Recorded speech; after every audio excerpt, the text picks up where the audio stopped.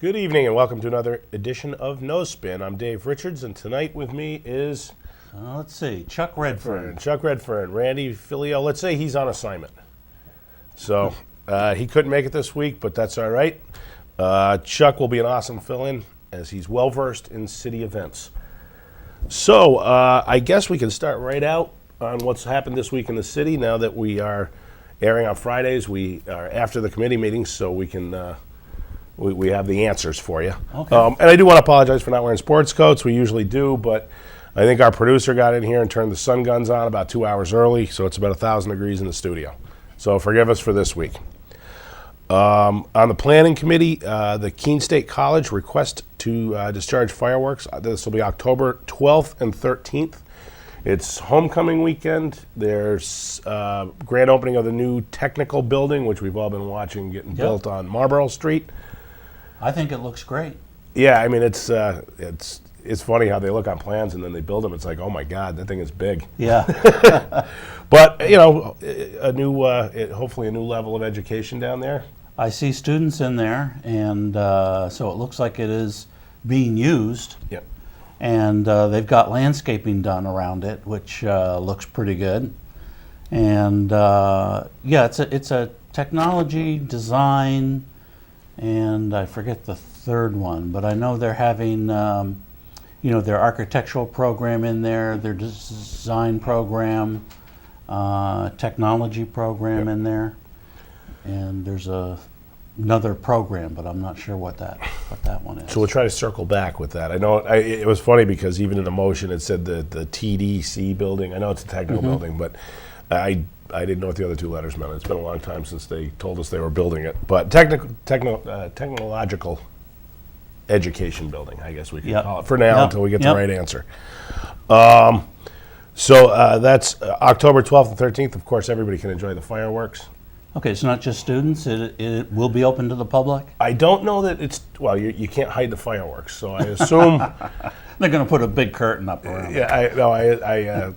I think they're launching them off the hill, off Beach Hill, but well then definitely if they're launching them off Beach Hill, that's going to be. So, I think. Well, I didn't bring the motion with me, so I can't swear. Okay. But you can't hide fireworks, so hopefully, I'm sure they don't mind anybody walking down and sharing. Right? Yeah.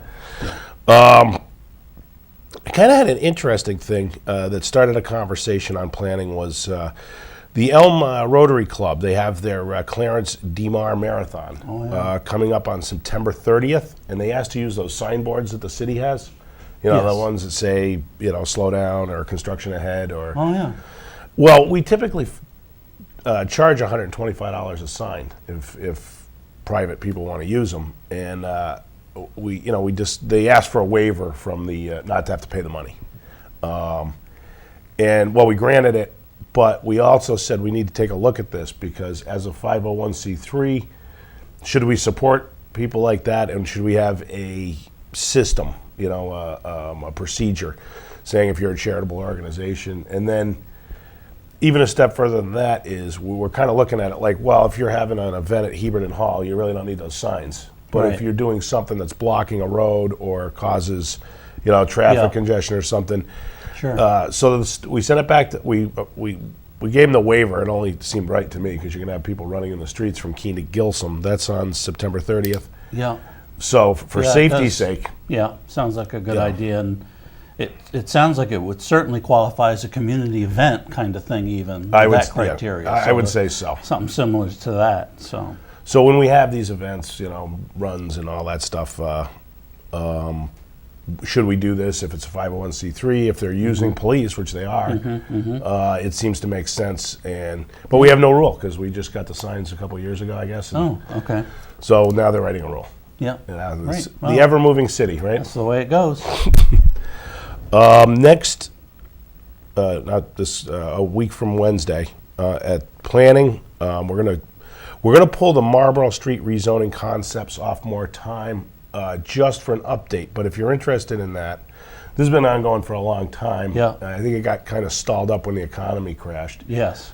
But we were looking for some way to revitalize Marlborough Street, making another gateway entrance to the city. And then, of course, the economy went in the tank and this kind of got put aside. Apparently, we do have some grant money that looks like we may be able to get to do a study of the whole area. Great. And I'm hearing it's about 85,000.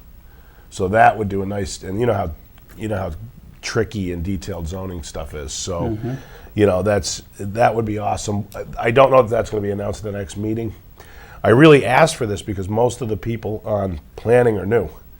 So they may not even be aware of a lot of this. So I was looking for a 10-minute update, but if you're interested, if you're in that neighborhood, I recommend you attend and just hear our update and understand what we're thinking and where we're going. Now, when is that It's set for? It's a week, 2 weeks from this past Wednesday. So next week is council, Thursday, and then the following week is that'll be that Wednesday, 7 o'clock, second floor, City Hall. And that'll be the Planning License and Development Committee.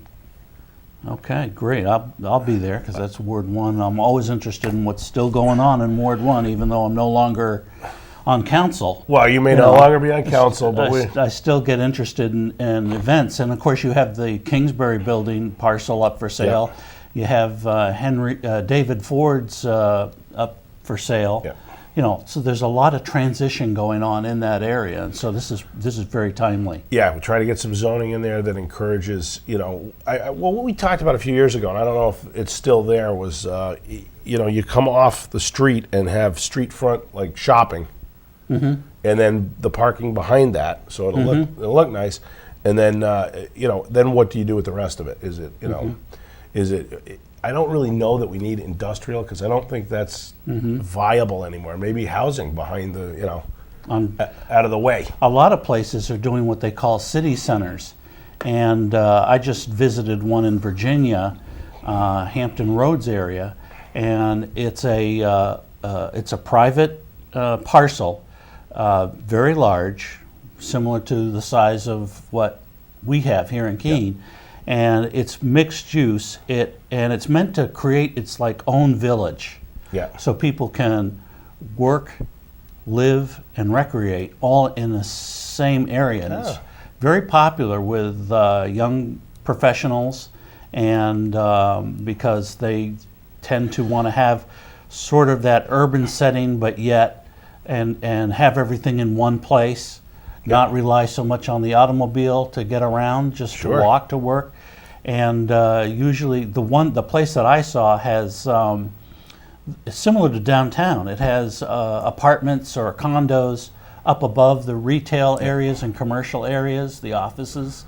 So, and their occupancy, we were talking to somebody, the group I was with, and we were talking to one of the employees of the development, and he said they had like a 90% occupancy rate. Wow.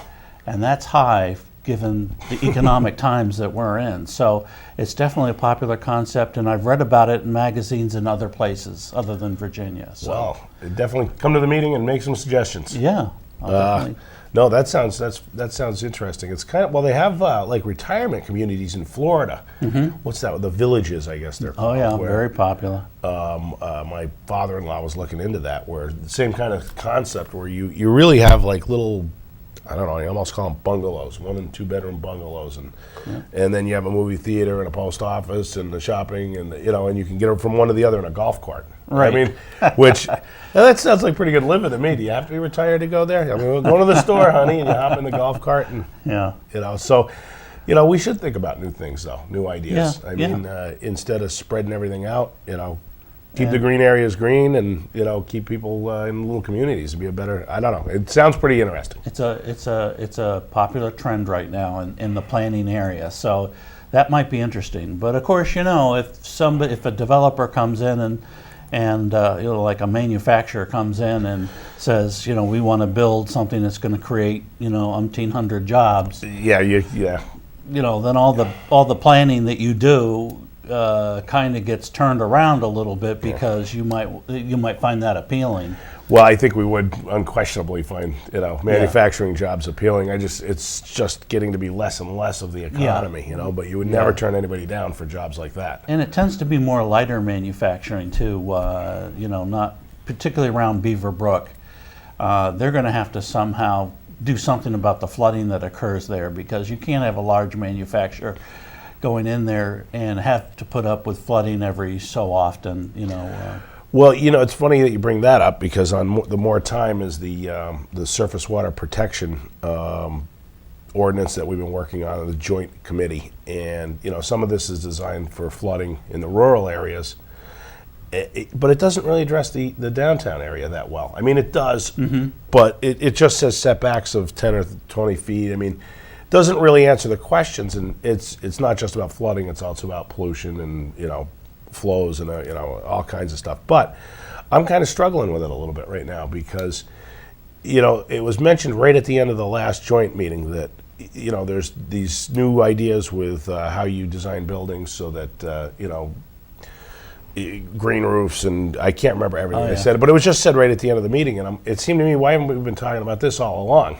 Yeah. Because the flooding, if you look, you know, all the marshes, all those areas, they take as much water as they can. Well, unless you're going to create more of them, then you got to figure a way to move the water through the city, Right. without having it back up in places. And then where does it go when it gets the other? We don't want to drown Swansea on the other side.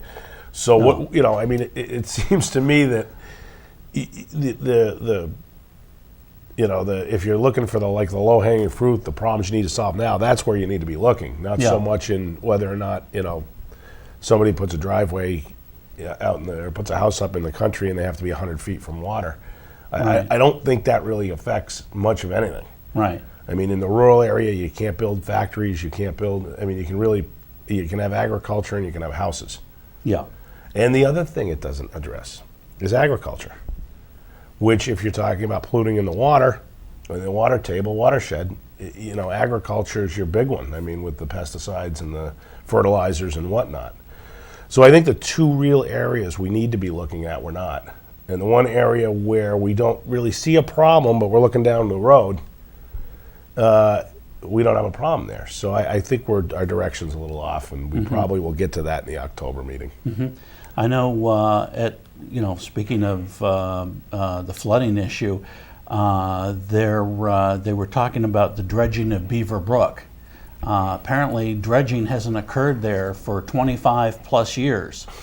So, and there's a lot of sediment that's you know, that's been placed there over time. So, they're coming up with a plan for dredging that Beaver Brook, which, again, is just one more thing to help with the flooding issue. Right. The city did clear some debris that was in the brook, you know, so they're taking that, as you called, the low-hanging fruit. Right. They're taking the simple solutions first, but they've still got their eye on the ball on the long-term solutions. They've had a presentation by, I guess, FEMA came in and let them know some of the programs that they have available that the city may be able to take advantage of.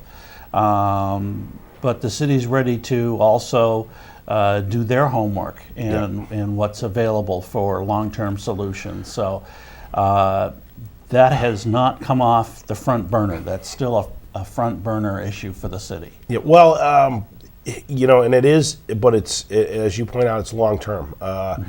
The nature of these storms, we've discussed this a little on the show in the past, is different than it used to be. I mean, it used to be you'd get your hurricane up here and, you know, you'd have your once in a 100-year or 500-year kind of flood. And what we saw in the rainstorms that flooded places like Paco, where they've never been flooded, was the volume of water that came down all at once. So it kind of changed the landscape.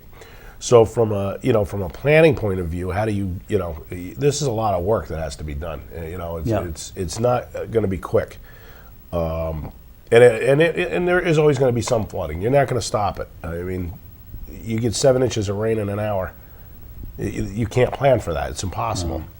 So, but where do you mitigate? How can you do the best you can do? I mean, you know, we're talking about Marlborough Street, and certainly there's a big problem right there where the brook runs underneath Kingsbury's, I believe. Right. I mean, so you're creating a bottleneck. I mean, and that's what's happening. That's what has been happening there. Yeah, so that, you know, that's got to be looked at. There has to be, you know, I don't know if we divert it, what we do, but you can't bottleneck it all at one of the lower points in the city. Right. Where now you have no choice, but it's going to come right back up. Right, but they have to think from, one end of the stream all the way to the other, because as they fix one area, it could have an impact absolutely. on those lower down the Right. brook. The So- law of unintended consequences, right? So they're looking at the whole thing, and I feel quite confident that they're going to make some dramatic improvements in Yeah, there. but it will take time. It will take time. But you're going to have some good minds working on this, and FEMA, that would be, that's what they do. So let's hope we can get some money and expertise out of them. That would be awesome, actually. Yep.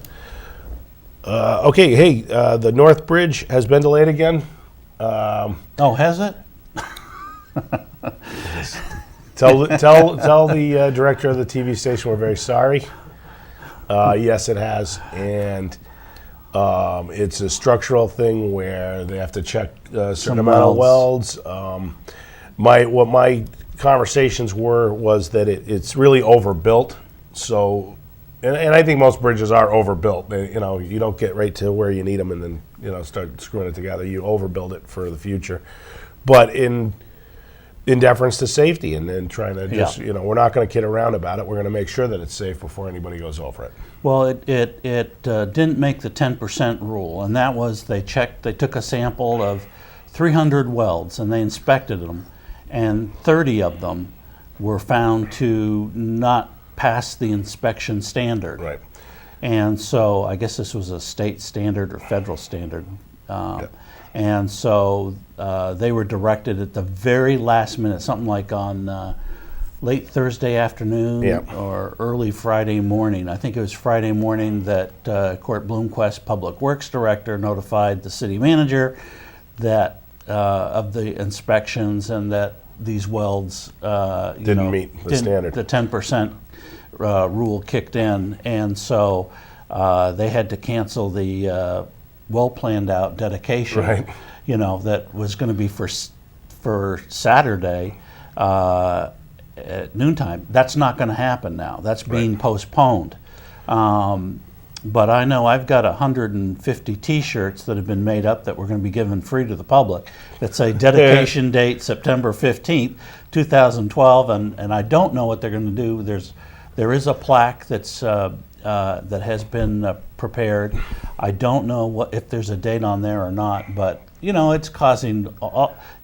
Charlie Bass, Congressman Bass, was going to be there to give a brief speech, and Molly Kelly and a few other dignitaries in the area, and they got the day off. They've got a free Saturday to do some household chores or something like I'm going to end up doing. Yeah, my understanding was the welds that weren't as long, it was very little difference. It was an eighth of an inch off. And, so not to lead anyone to believe that it's not safe. I'm sure it is. It is. The city's not going to come out and say you can land a C-1 aircraft on it.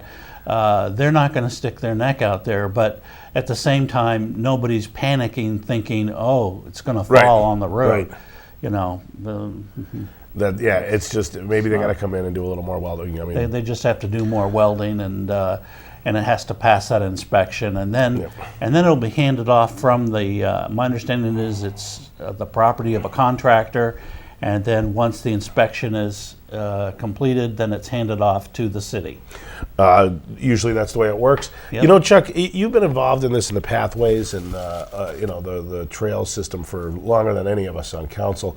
You want to give us a little history about this, because Randy and I kind of hit at it on our show when it was him and me, and we don't really know as much as you. And I think it might be nice for the public to hear some of the history here. Sure, I'd be glad to. Well, when we started the trail system, which was about 95. We started the first segment. It was built in, I think, 97. That was then known as the Cheshire Downtown Trail. And that was built with transportation enhancement money, 80% federally funded, with 20% raised by private contributions, and also some seed money by the city. So that was built. That became the Cheshire Downtown Trail. Then we built the Keene Industrial Heritage Trail around 1999, I believe. And that went from Main Street to Eastern Avenue. well, that created a nice corridor for people who wanted to bike. And so around between 97 and 99, we noticed a lot of traffic picking up where people were attempting to cross routes 9, 10, and 12. Yep. And we realized that was not a safe situation. Nope. And so we put in for another transportation enhancement grant, and the state basically said, you know, Keene, you're doing pretty good. We've got other communities that we want to fund, and so we're going to go to other parts of the state and start funding some of their trails that they're trying to build. So you're kind of on your own. And they said that to us in 2 applications that we tried to get passed through the state for federal funding. And again, transportation enhancement. Well, one day, somebody from Congressman Bass's office contacted us. And this was back in the good old days when we didn't have the deficits we have today. I mean, seriously, I think this was during the time frame where the federal budget was balanced. For that little brief window. For a brief window, it came about at that time.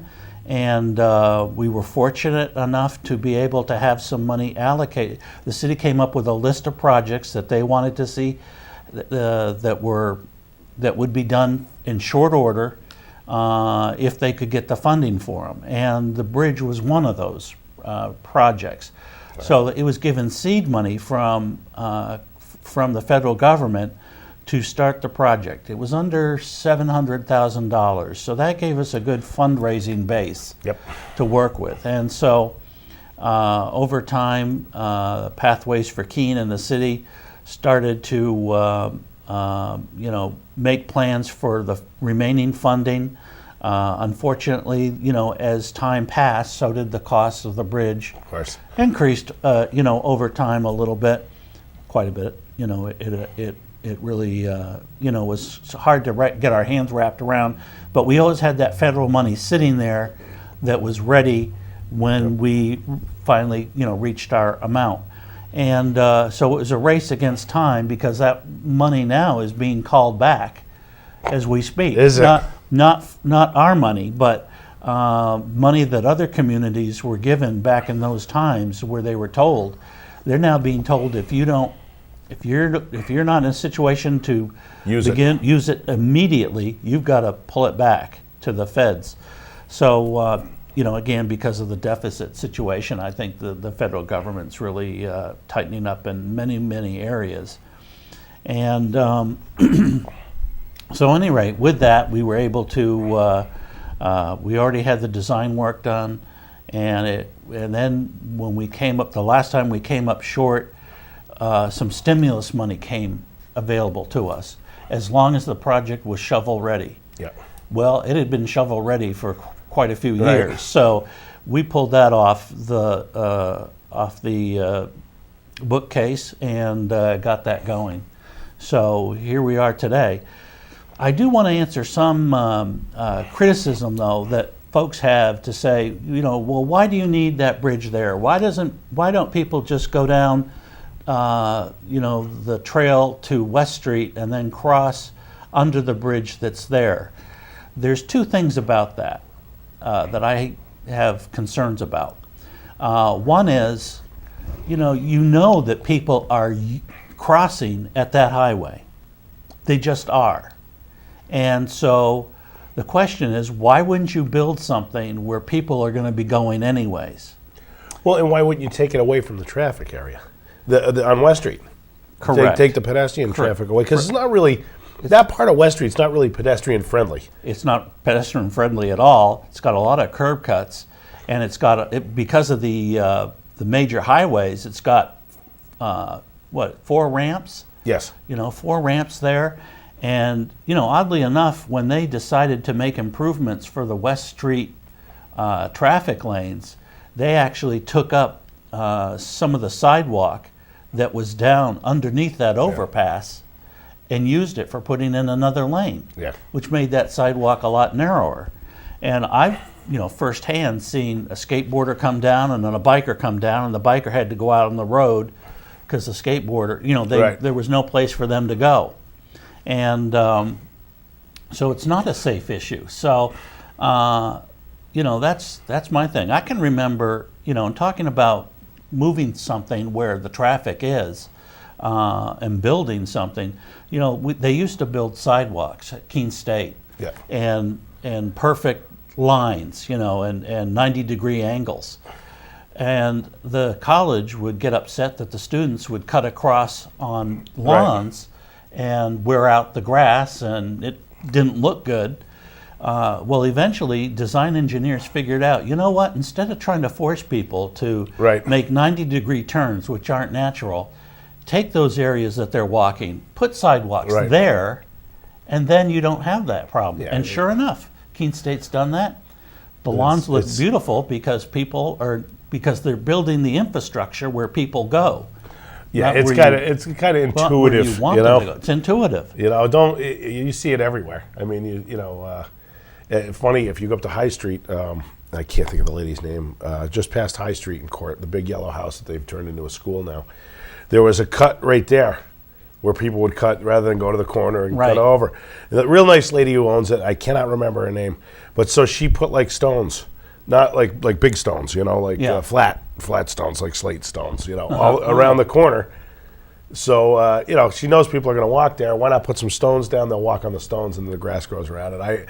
It just caught my eye. Yeah. And I'm like, that's thinking. So engineers are, design engineers are starting to come around to realize, there's human behavior, and you got to kind of build around that. Design engineers are always slow to want to do anything new. They're trained very mathematically, and boom, boom, boom, here it is. A plus B equals C, and that's it. And and the proof in the pudding there is the roundabouts, right? Because they fought us tooth and nail on on building roundabouts. Now you look at the ones in the city, and that one on Main Street, for all the trouble, for all the hooting and hollering, it's a total success. I mean, you're not waiting there. Yep. At some points you had to wait there for 8 minutes. If you were if you were coming up Marlborough Street, and you hit the timing wrong, how long do you wait there for more than 10, 20 seconds now? It's just. I find it amusing. My father's an engineer, and it's just they very linearly thinkers, linearly in a straight line, and they sometimes you got to kind of go out of that mold a little bit. Yeah. But if you look at that bridge, it's beautiful. It's going to work. Yeah. It's going to be it's going to be well used. I get beat on every day about when's it going to open. Oh, that's what's been amazing is how many people have been complaining that it's not open yet. And seriously, the city did not have any intent to say, oh, we're going to keep it closed until the dedication ceremony. That was not the case. The case was this bridge was undergoing inspections by various parties, by city, by state, and even by the feds. Oh, I didn't know that. Because federal money was involved. So they were involved. And so that's what was taking the delay in getting that open. Just one related matter. The city last night at the Finance Organization and Personnel recommended that the Cheshire North Trail, which is the trail immediately to the west of the North Bridge Trail, they recommended additional funding for the project. That came up short after the bids came in. The bids came in, and that was about $60,000 short, $58,000 short, something like that. And the city was like, well, that's not good news. But they turned to the state, and the state said, don't worry about it. We'll cover you for 80% of the increase. Okay. So 80% federal funding is there to help for that. And then the city of Keene is kicking in about $8,000, and the Pathways for Keene is kicking in about $5,000. So it's another thing where you had city money and you have the private money put together to make that match of the 80% funding. And believe it or not, they're saying it's going to be done by the end of November. Really? Yeah. Gotta get to work. Because it's not going to be paved. It's going to be hard pack. Okay. Hard pack because that's where the snowmobilers go out, Yep. that area. And if it was paved, the snow would melt and you'd have no snowmobilers. Right. It's a state designated multi-use trail anyways. The snowmobilers have been using it for decades. And now they're going to have a better surface for snowmobiling, and we're going to have a better surface the rest of the year for biking and hiking and such. Yeah, one thing I've said before, I'll say again to everybody who's impatient about the opening of the bridge, is it's been, 12 years at least in the making. Yes. Another few weeks, a little patience. Yeah. Let us make sure it's safe. Right. And, it's just going to enhance the city. Yeah.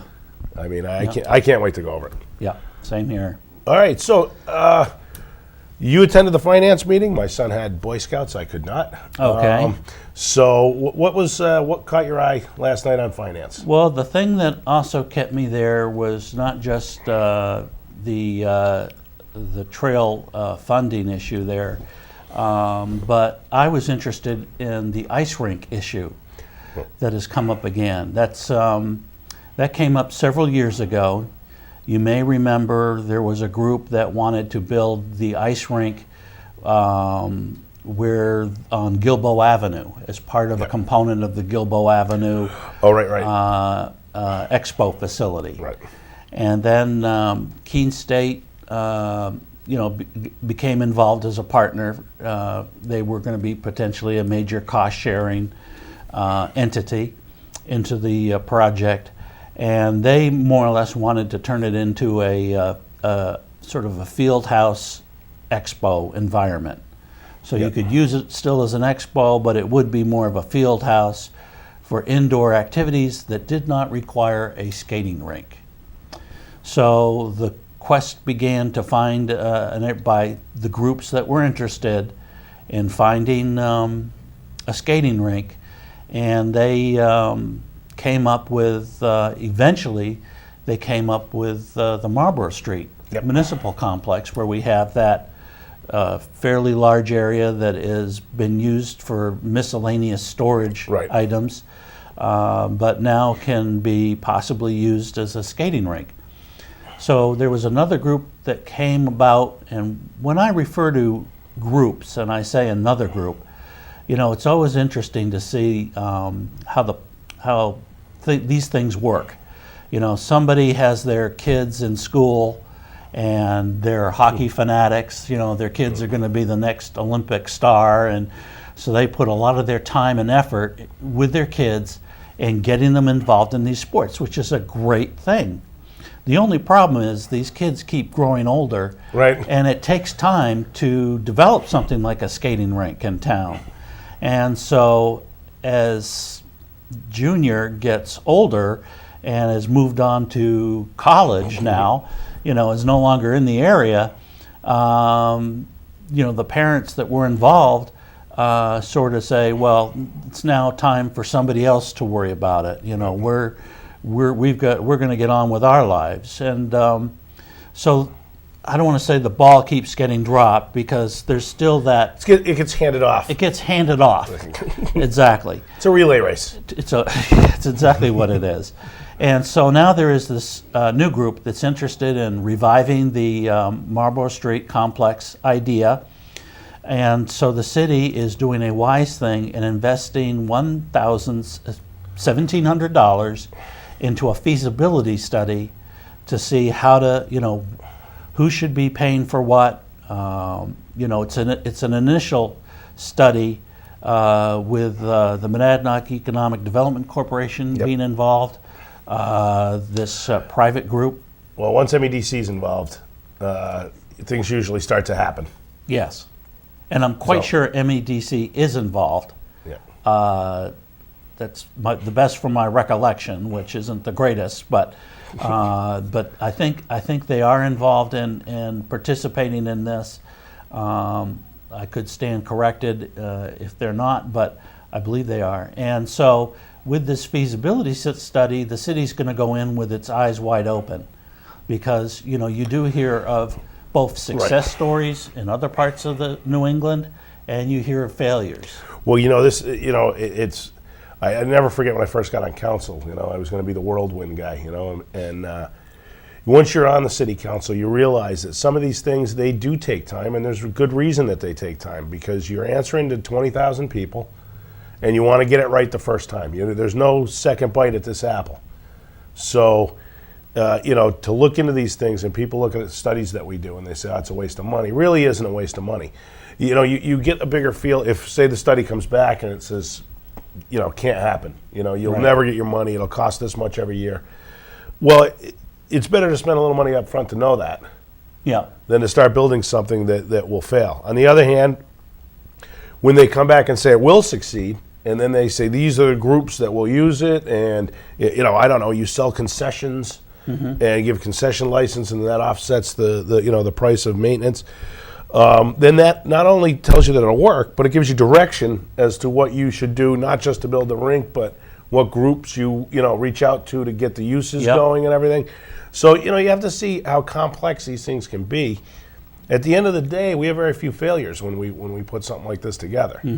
So it's a credit really to the city staff, the work they do, and and how they approach these larger projects. The city will work with the citizen groups, but they do look for the initiative sort of to come from these groups. Yes. To provide support for them, to know that the public supports these projects.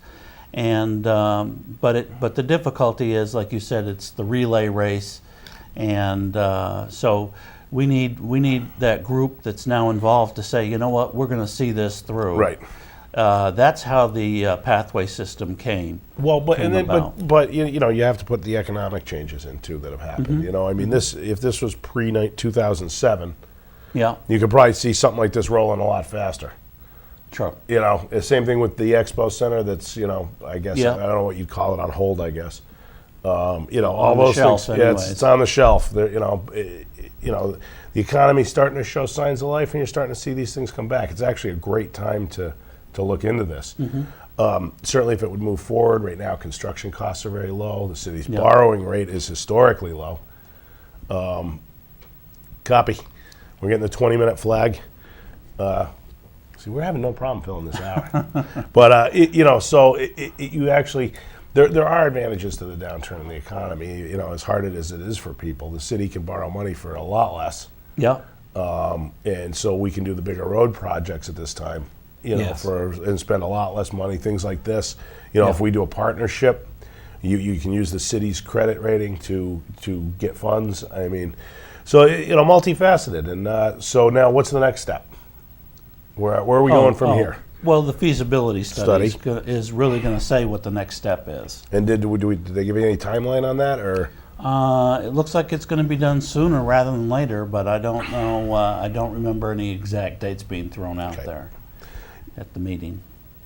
They don't always give us exact dates for studies, do they? No, but they've got the money recommended now. It's up to full council. That would be your vote. Did it go 5-0 on finance? It went 5-0. 5-0. All right. Why 5-0 on finance? We'll do fine. It received, there were a lot of questions about it from counselors, from the counselors on the committee. They thoroughly vetted, every aspect of questions and whatnot. And but then so I thought the vote might be split the way some people were talking, but they got their answers to their questions, and they felt satisfied with that. So it came out 5-0. Well, that's what the committee meetings are for. Get everything out in the open. I'm going to jump on this just so I don't run out of time. We do our fire calls and our police calls. Now, a couple of interesting findings this week. Randy usually does this, so he was at my house last night writing it all down, telling me what to say. He takes it very seriously, so we have to.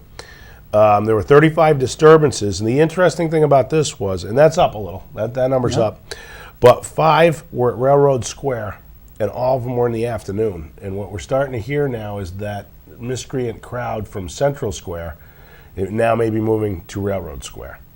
So we're going to have to keep an eye on that closely. I mean, if it's, you know, it hasn't been a problem all of a sudden, now it is, but then again, it's going to start getting cold out. So maybe this is a bubble, and it's not, you know, it gets 10 degrees below zero out in another 2 months, and, you know, it isn't a problem. But we definitely, as the city council and the police, need to keep their eye on this. 28 noise complaints, 11 in the Keene State College area. Well, you know, as we go through, there's definitely some stuff up at Keene State because they're back. Yeah. I mean, that's going to happen. And you got freshman students who have, you know, it's like it's a learning process. Yeah. As the students get older and go up to classes, the better they get. But you know, those freshmen and then even some of those sophomores are not yet into things. Right. They don't. And to that point, my next line was there were 10 drug arrests, mostly weed. And 22 alcohol arrests. Of the drug arrests, 7 were at Keene State, and of the alcohol, 16 were at Keene State. And Randy made me say this. I'm just kidding with you, Randy. Kudos to Keene State College security, because they called the police to assist with these arrests. So, and I assume the police are there for some of them anyways. Yeah. Typically, right when college gets back, there's a much larger police presence, so that, you know, it's a plan that the City of Keene Police Department does every year. Beef up all the presence, have the foot patrols, the bike patrols, to let the freshmen know, have your fun, but, you know, you go too far and you get put in the tank, and nobody wants that. So it may not necessarily be a bad thing that these arrests are up at Keene State College. I mean, this could be an educational thing by the police. Suspicious persons, there was 20. That's Randy Filio running through your backyard. 6 domestic calls, 5 assaults, 9 criminal mischief. Those are suspicious persons is up. The other ones are kind of normal. That could just be the influx of college kids. Who's out in my backyard? They're cutting through somewhere. Or we talk about it a lot in the cemeteries. Oh yeah. The kids will go into the cemeteries and party and. So go somewhere else, all right, because they're looking for you. 21 motor vehicle accidents, that's kind of up. 28 theft or shoplifting, that's up, but not 28. 28. Wow. Oh, you don't watch the show every week. That is up, but that's that number surprises me every week. It's always 20. Wow. You really don't think there's 20 people stuffing their pockets at Walmart, but apparently there are. Ordinance violations, 8, mostly cracking down on bikes on downtown sidewalks, which is a good thing to do. Yeah. Don't run over the elderly with your bicycles. Get back in the street where you belong. That's why the speed limit's 30, and we got a crosswalk every 50 feet. Animal complaints, 15. That's typically barking dogs. Suspicious persons, I guess we got that twice, 19. The police assisted the fire department 12 times, kind of a little up, but not crazy. 9 criminal mischief, that's where you really did something you shouldn't. Multiple calls for incidents behind Hannaford's. So we're going to have to get into that a little bit. Are we, my question is that kids finding a place to hang out, or is that the new tent camp that we're going to wind up with? That's the new tent camp. I walked back there behind Hannaford's. There was a group of people that were interested in potentially, making footpaths there, and not trails, but footpaths. And we came across more camps, homeless camps, than I can count. And they're, my thought was, geez, they're there, they're not hurting anybody and whatnot, but apparently there are issues out there. And of course, it's been the summer season, so you can expect that some of these folks that are in shelters in the winter are going to be outdoors in the summer, but I didn't know. Again, there was. It said multiple calls. I probably couldn't tell you. Incidences behind Hannaford's. There's. Last time they were set up out there, there's people who legitimately want to be out there. But there were also some bad people out there. Some some really unsavory types. Steer clear of that, and for those who need a place to be, we provide that. Yeah. So it's a difficult thing. But if you don't want to be out in the swamp in the winter, we Right. will get you a place. The City of Keene Southwest Community Services will find you a place, and they'll give you what you need to try to get back into society with, a real place to live, not just a shelter. They do this all the time. Yeah. So for those of you who want to try to make your life better, get to the city, get to the Southwest Community Services. Yeah. And then let's see how this plays out, because we've dealt with this before, and I'm sure this will be coming up on council. The environment on the east side of the Ashwillet River, going through the Ashwillet Yep. River Park there, is much different than on the west side, which is less traveled. And that's where the homeless tents are set up. And as a matter of Yep. fact, if you're on the banks of the east side and you look over at certain points, you're going to see the tents set up. So, it is an education, but they're sort of isolated. It's not Yeah. easy to get to the east side from the west side. You have to make some real effort to do Right. that. And they don't want to be really mixed in with the public anyways, in my opinion. They want to be kind of left alone Yeah. in their own environment there. Go someplace else then. Why behind Hannaford's? Why, a swamp? Right. Go. New Hampshire's got a lot of woods. Go find a spot. Right. Build a cabin instead of a cardboard box, if that's really how you want to live, and Yep. live like that. But we have safety concerns here too, because these, they build cardboard shanties and then have kerosene heaters, and these, it's a tragedy waiting to happen. It is. But it's a difficult thing to deal with. It's a difficult thing to have a solution for. There were 4 suicide attempts. That's a normal number, but always too high. That should be 0. If you feel that way, get to a professional, talk to somebody, get to a counselor. Good Samaritans. Yes, and if you know somebody who's on the edge, get them to where they need to be. Fire calls. 77, that's about 11 a day. There was 1 kitchen fire. As Randy says, stop trying to burn your kitchen down. 58 ambulance calls. That's about, that may even, 3 for motor vehicle accidents. That may even be down a little bit. Usually it's 60, 70. So 2 hazmats, wire down, 6 service calls, 3 good intent, nothing found. 7 false alarms, none malicious, thank you. Since they rewired the Keene State College, we have almost none. There's almost no malicious fire calls anymore. 1 storm-related call. Boy, we are getting right through this hour. I wanted to talk local elections. We have about 10 minutes left. Jack Zeller, who came on our show, lost, which I think surprised a lot of people. But look, everybody running for sheriff's pretty good guys. I mean, they're all law enforcement professionals. We did ask Mr. Nelson on the show. He said he'd come, and then he had something happen. He couldn't make it. Randy and I have talked. We will ask Eli on. It's only right that we ask everyone. Another good guy. Another good guy. So this is a tough one. Yeah. It's you got good people running. Yeah. And really, I don't know why sheriff is partisan. I don't really get that. Police probably shouldn't be, if you ask me, like the city council. Right. You're there to serve and protect. What difference does it make who you vote for? Although I was surprised, I heard on WKBK they interviewed Mr. Zeller, and he came up with the position when it was posed to him from the host of the show.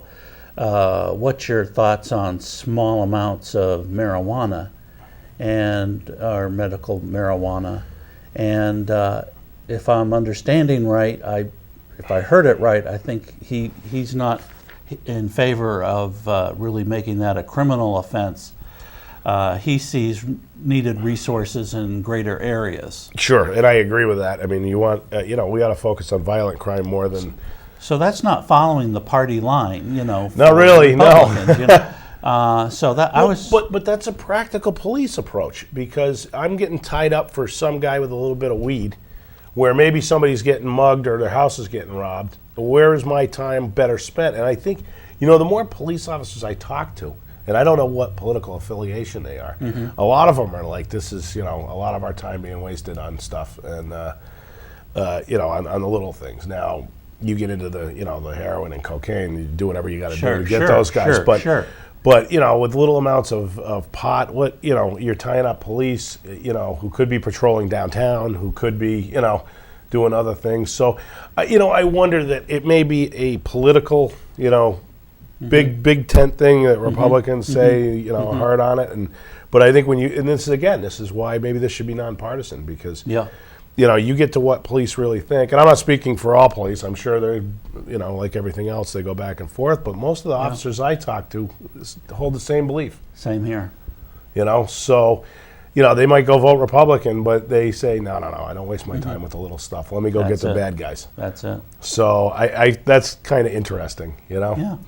Who else did we have? Round up the usual suspects. I mean, Molly Kelly ran unopposed. What's Mr. Foot's first name? Richard Foote. Richard Foote's running against her for state senate. That's they got a good name up this time. The Republicans did. Yeah. Well-known name. Yeah. They've kind of struggled with that for a few elections, so we'll see where that goes.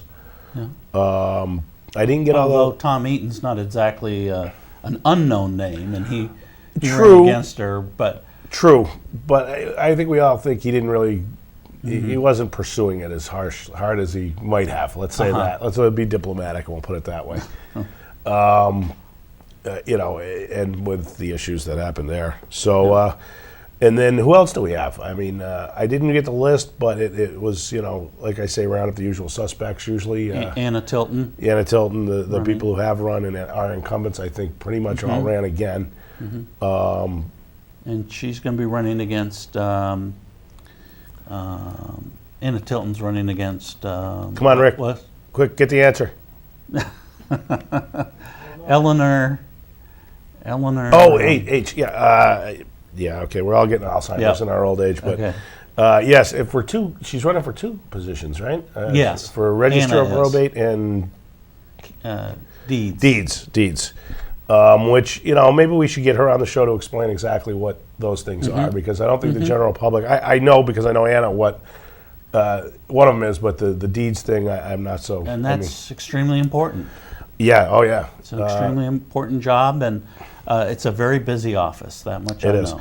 And I didn't. I say I know how these things work because I know Anna. But before Anna ran for the register of probate, I didn't know there was a register of probate. I mean, I don't know what they did, and then some of it is very intense. What you have to do. I mean, there's there's emergency family court issues. You'd be surprised just what this job entails. So maybe we will get Anna on. I'll make a note of that. Get Anna on, so she can explain. It is that season. We have 6 more weeks. So let's see. We get Eli. We'll ask Anna. Who else can we get? Well, we should try to get, be fair and get as many as we can. Sure. Sure. So who's Anna's opponent? Yeah.